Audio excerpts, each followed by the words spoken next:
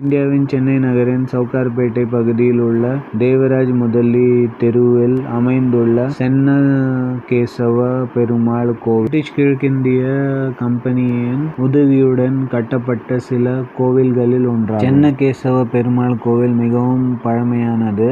தற்போது சென்னை உயர்நீதிமன்றம் அமைந்துள்ள இடத்திலேயே அசல் சென்னகேசவ கோவில் 17ஆம் நூற்றாண்டு AD-யில் கூட அமைந்துள்ளது.